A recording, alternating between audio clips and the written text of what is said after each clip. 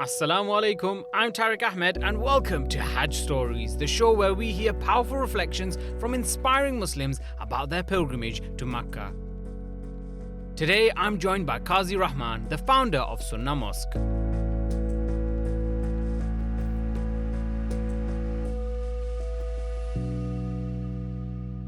Kazi, take me back to a young Kazi. Growing up, what was your relationship like with the deen, and also were there any mentions of Hajj or teaching about what the pilgrimage or what Hajj was, what it was when you were younger? My childhood or younghood was always around Islamic environment. My father was an imam. He has been for as far as I remember.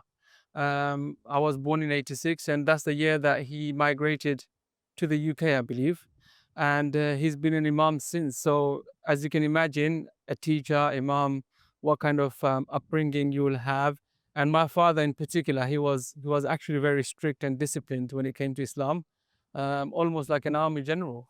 So, um, yeah, that's the only thing that we knew was Islam and around Islamic environment.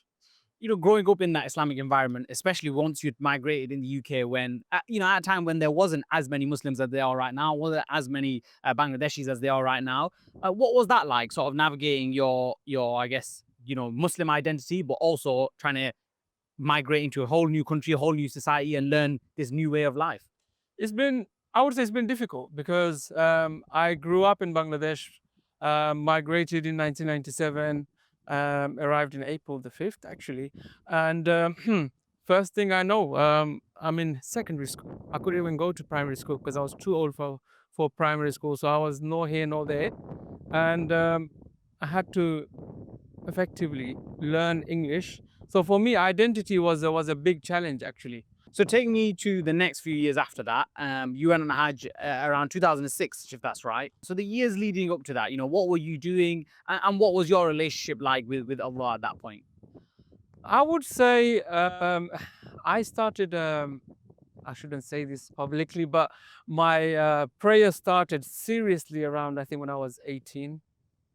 And I think just after that, I went to Hajj. So before my Hajj journey with my family, with my father, my mother, my brother, my sister, not all of us, few of us went to Hajj. But before that, as I said, just started praying, and I actually forced myself to pray because I knew it was something that had to be done, and there was no way around it. I just started working in London City Airport. Many people know I started my first job as an aircraft cleaner, and around that time I started earning some money. I had some money lying around, and everyone was going, so I thought, well, why should I miss out? It would be nice to go together, especially with my father, because he knew everything about Hajj, and we didn't know anything. It was our first journey ever, and it was. I would say it was very strict, but a very um, productive journey.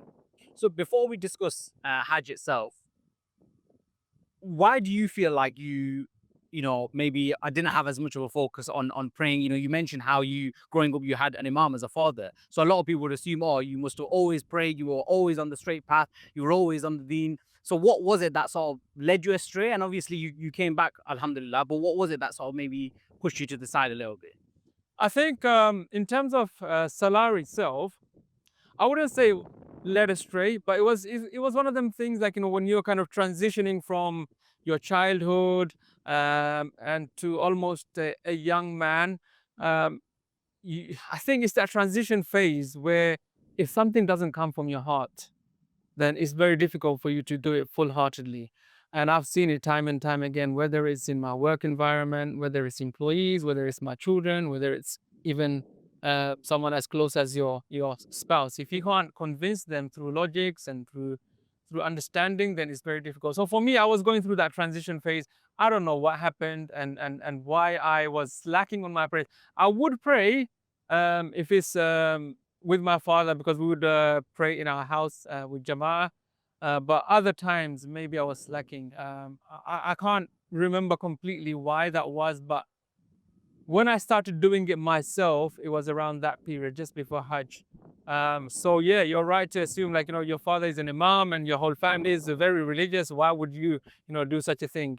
I think it's one of them things, environment maybe perhaps played a part. But again, I like to hold myself accountable. I don't like to blame everything else apart from me. So I took full accountability, and I fixed it one salah at a time. I remember going for one easiest salah first, and then getting that consistent, and then I would move on to another, and then another, and then another. That was my strategy, my Yeah. technique to get into a salah vibe. And since then, wallahi, bro, like, I feel like I feel incomplete when I don't pray.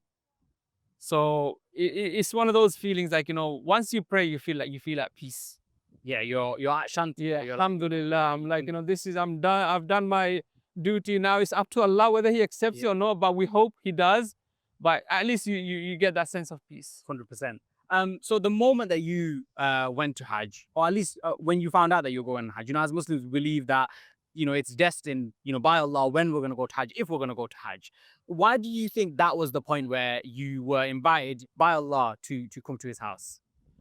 Honestly, that's a very difficult question to answer, because I don't know why Allah invited me at that point. I was young, and I'm blessed. Alhamdulillah. Why did Allah invite me? I don't know, but I know I'm definitely blessed, because not everyone gets the chance to do Hajj. Spent like 18 as well. Exactly. And now more than ever, I think, you have a quota system in the UK.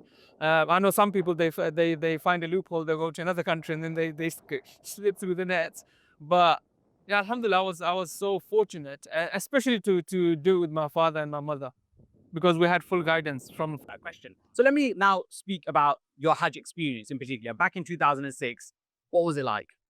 Wow. I know that so pre-Hajj, we would have those red cameras, when Hajj would bring us as souvenirs and gifts. So you can see those snaps, through that red camera, and you can imagine certain, like, sceneries of Hajj, the iconic places.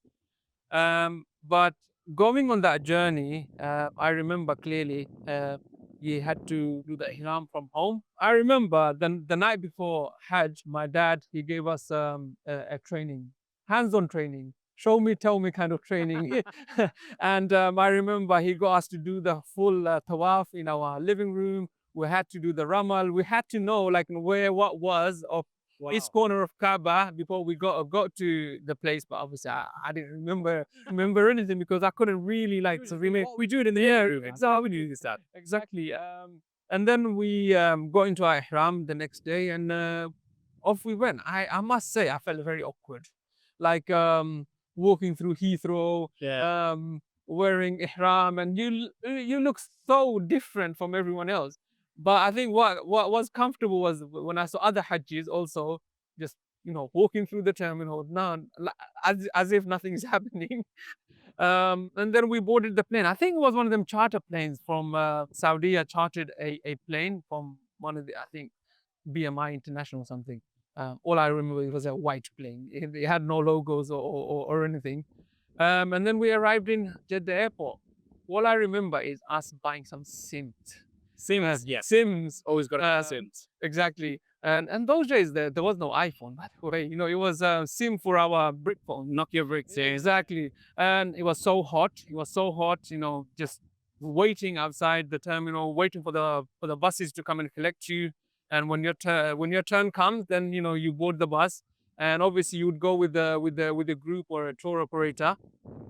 And there was a muallim, and he would take you to the bus, and then we made that journey. And I remember it was like around Fajr time. We arrived, and then labbaik Allahumma labbaik labbaik la sharika laka labbaik, and everyone was saying in the coach. And my dad, obviously, being the strong personality that he is, he somehow took lead in the bus. He assumed the whole muallim road, although there was other muallims around. But I think everyone respected him as well, as such, because he was a alim, he was a sheikh, and he was also a hafiz, and he was quite senior in terms of age. So yeah, I felt proud that my father was the muallim, and we just followed and did whatever he was doing. And then I remember, I think it was on the left-hand side of the bus. There was Kaaba. Wow, the view of Kaaba, wallah, like, you see on TV, you see on photos, you see, like, everywhere else, but you never see it for real. So it's so funny because earlier you were saying I'm asking these questions about 20 years ago and you can't remember who you told this to and what you were doing then. But then when it comes to your Hajj journey, you remember it was on the left hand side. You remember going on the bus. You remember your father taking the role of the Muallim. Like it's funny how those memories we will remember forever. It doesn't matter how old we get. It doesn't matter how many other things that we forget. We'll remember that Hajj journey. So tell me, what was it like actually seeing the Kaaba and doing your Hajj, performing your Hajj with your parents as well for the first time? Were there any? I guess the whole thing is a standout moment. Was there anything in particular that you remember or that you felt that is still with you and you'll remember forever? Few things I remember very clearly and vividly is the unity that you sense in while in Hajj. Umrah unity is a lighter version of unity, but in Hajj, like, you're part of a group, and everyone, like, you've never met these people that you're with as a group, and all of a sudden there's some 300 and something people that you're part of, a group that you're part of, and you start getting to know people, you start building relationships, and it's these relationships, they stay forever. It's like, yeah, I remember those people very clearly. I remember it was very hot. Like, every time you'd go out, you have to have a shower. But I thought, like, what, vitamin D, let's load it up as much as possible. I remember the food was amazing, because the beauty of Hajj, or going with the agency, is like everything is done for you. Everything is taken care of. Everything works like a clockwork. So food was amazing, and you just get to stay with your family. Like, the hotel that we stayed in, I remember it was Misfala area. Now it's all redeveloped. It's all gone. Like, every time we go back, like, you can't see those areas, those hotels where you can actually, like, stand on the hotel and can see the Kaaba, and there's nothing blocking the view or anything. And one thing I remember is those food stalls, man. Like, the 2 Riyal food stall. Like, it was amazing. The 2 Riyal food stalls with the wraps and the karak chai. Oh, every morning. Before Harry Tribe came to London, it was a 5 years. So, like, it was amazing. But these are all the kind of worldly benefits. Spiritually, I would say. So I used to do azan. My father used to force me to do azan because he knew I was copying, trying to mimic Sheikh Ali Mullah from Haram way before, like, I knew of him. All I knew is that's the Mecca azan, and this is the one I must copy. So I thought I had it correct. I thought I had it nailed. And then when I heard the actual person performing live, say Fajr time, and the twists and turns of his voice, and I was like, nowhere, I'm nowhere near.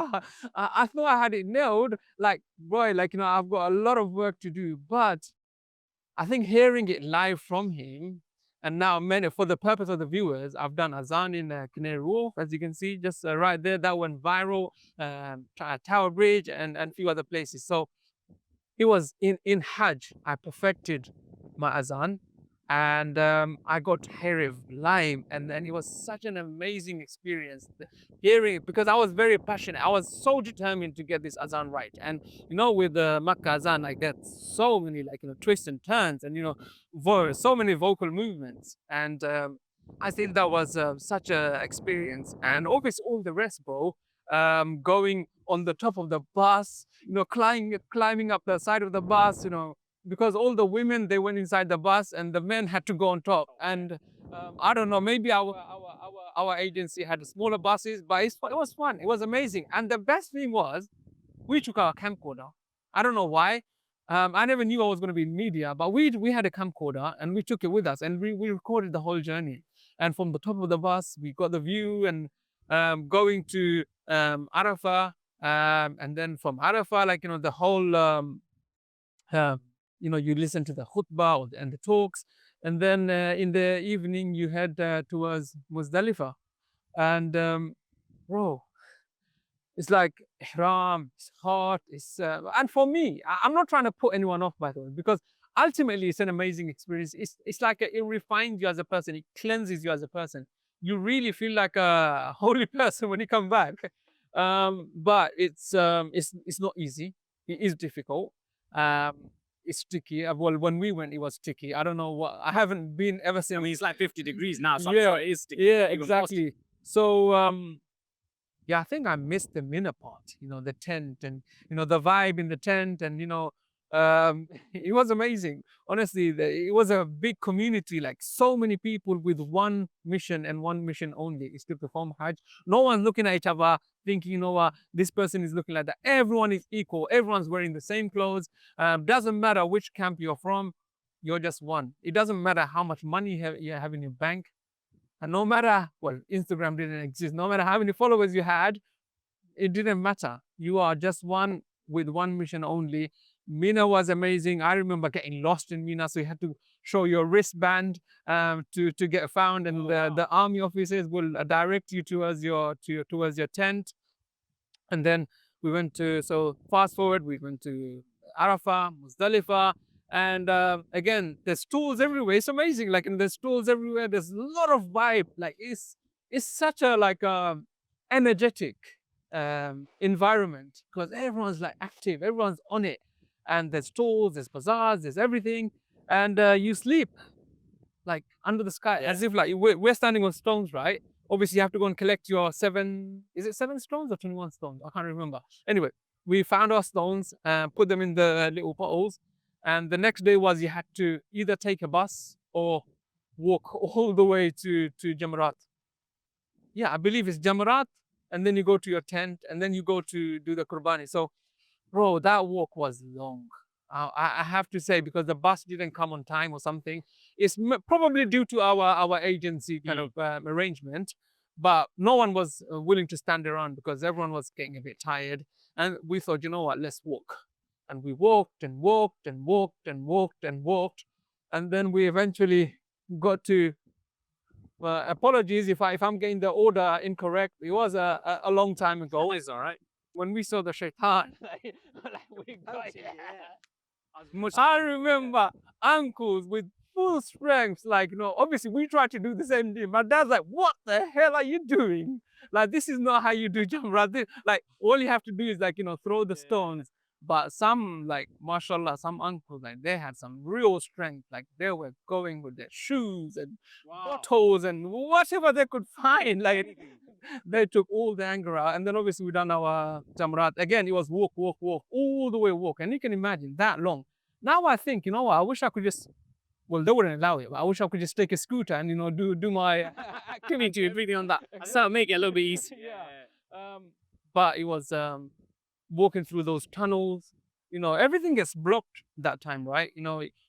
There's no cars allowed, nothing is allowed. And you had to walk barefoot.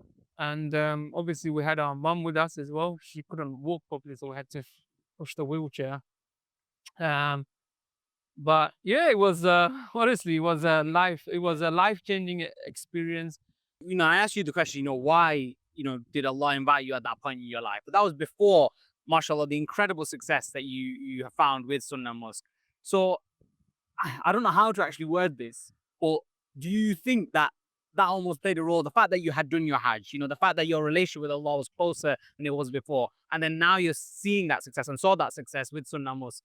There has to be a correlation, right?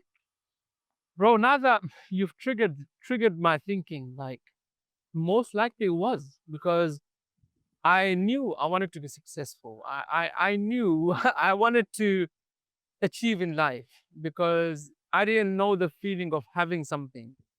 So obviously we were, I mean, we still do. We lived a humble life. My father, whatever little he earned, he used that money to bring us all to this country. So you can imagine, there's no disposable income. I'll give you one small example. Crisps and drinks and fizzy drinks. We never knew like what these were. Only time we would taste those is when guests came to our house and when they brought those snacks. So there was no extra, expenses in our household. Just rice and curry, yeah. Exactly. So I wanted to be successful, and I knew it was coming. I knew it had to come. And then I made dua to Allah, like, Allah, please, like, make me successful. Make, like, open opportunities for me. And at that time, don't forget, I'm still working in City Airport. The Sunnah Musk is nowhere to be found, nowhere to be thought of. Can't remember exactly what du'as I made, but I know we went to Hajj Salah, we went to Fajr Salah, and we went to pretty much all the salahs because like sometimes you can get tired and maybe you oversleep. But with our dad around, there is no oversleeping. I don't know how. I find myself blessed in so many ways in life. Um, I don't know. I can't figure it out why. Maybe one thing that I can narrow it down to maybe is just me being positive towards other people and wanting to help other people. Even if I even if I don't have it worked out, I still want to help people.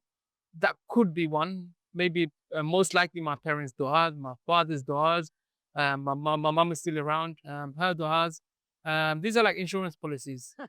Good. When I don't know what we're gonna do, man, Yep. when my mom passes away. Because although we may have disagreements here and there, but I know like deep down she's still praying for me. Of course, as every parent is. So you were saying about you like helping people. So if you could help maybe some of our viewers who want to go on Hajj, or maybe they will be going on Hajj next year, inshallah, whatever. We're living in an age of information. We've got ChatGPT, we've got YouTube, we've got so many resources at under our disposal. I remember when I was going, and I must say I was underprepared. Although there was, the whole role play at home and in the living room. I remember reading that book, the Hajj book, and it's like I felt underprepared before I went to Hajj. And sometimes I doubt myself, like, was it accepted? Did I do everything as I should have done? Did Allah even accept my Hajj? Maybe I might need to go back and do it all over again because I'm not like confident, like, I was too young and maybe I didn't prepare myself enough. So maybe I will do it because obviously I'm married and then I've got my wife and she needs to do her Hajj as well.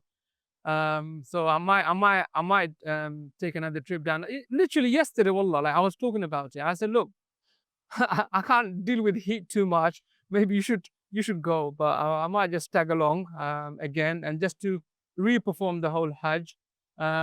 Purely because I felt like I didn't know what I was doing. Although like Father is with us, and or maybe I'm just overthinking. I don't know. Maybe I'm just overthinking. But it can't hurt going again. That's Exactly. 20 years afterwards as well. Exactly. Or reduce the intention and re-cleansing. Exactly.